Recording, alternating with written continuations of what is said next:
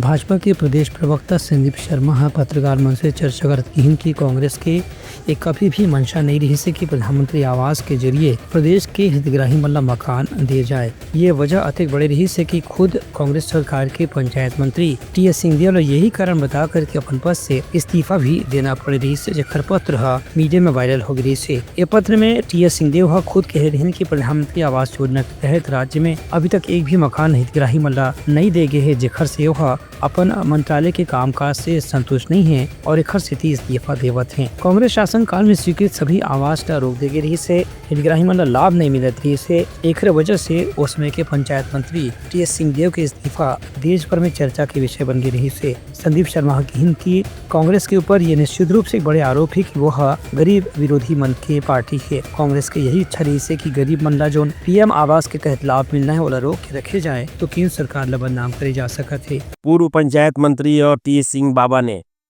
वो स्वयं इस बात को स्वीकारते हुए कि हम गरीबों का आवास नहीं दे पा रहे हैं, हमारे मुख्यमंत्री इस पर ध्यान नहीं दे रहे, कोई आवंटन नहीं किए, यह बात की शिकायत अपनी सरकार से करते हुए और हम जनता के वादे पे खरे नहीं उतर सके, यह कहते हुए उन्होंने पंचायत मंत्री के पद से उन्होंने इस्तीफा दे दिया था। आप सब इस बात को जानते हैं। तो ये एक वो सरकार थी जिसके मंत्री स्वयं ये घोषणा कर दिए कि हम असफल हैं। दूसरी तरफ भारतीय जनता पार्टी की हमारी सरकार आई और जिसमें हमने गरीबों को मकान मोर आवास मोर अधिकार के तहत उनको देने का हमने वादा किया था। और आप सब जानते हैं कि हमारे मुख्यमंत्री विष्णुदेव साय जी ने हमारे देश के प्रधानमंत्री नरेंद्र मोदी जी की गारंटी योजना के तहत सबसे पहले उन्होंने कहा था कि जब तक हम गरीबों के आवास वाले पेपर में हस्ताक्षर नहीं करेंगे, जो हमारा लक्ष्य है उसकी पूर्ति के लिए हस्ताक्षर नहीं करेंगे, मैं अपने स्वयं के आवास नहीं जाऊंगा। और उन्होंने 18 लाख आवास के लक्ष्य वाले जो हमारा एक दस्तावेज है उस पर उन्होंने हस्ताक्षर करने के पश्चात वो अपने आवास में ये एक अभूतपूर्व कदम उन्होंने वहां पर उठाया था। और उसके बाद जो गत वर्ष में केंद्र सरकार ने लगभग 32 लाख आवास पूरे राष्ट्रीय स्तर पर स्वीकृत किए और उसमें बहुत खुशी की बात है, बहुत गर्व का विषय है। ये अकेले छत्तीसगढ़ को उन्होंने 8,46,931 आवास स्वीकृत किए।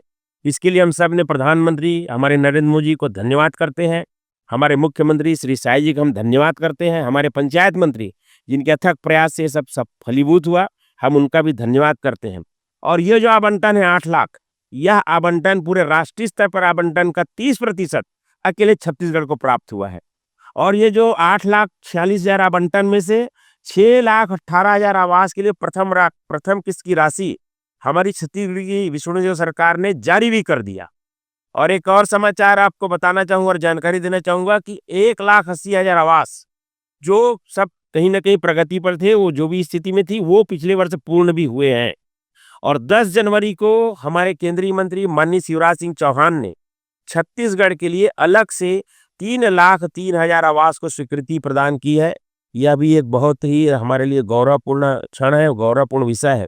उनका ये कहना है जैसे कि वो योजना में केंद्र सरकार के पैसा पूरा आ चुके रही से, लेकिन राज्य सरकार अपन अंशदान नहीं दे सके। 18 लाख मकान पीएम आवास योजना में मंजूर होने के बाद भी नहीं बन पाई। उनका ये कहना है कि कांग्रेस पार्टी है गरीब मल्ला उनकर खुद के मकान पाए के हक से वंचित करे के भी काम करी से। ब्यूरो रिपोर्ट लम्हा न्यूज।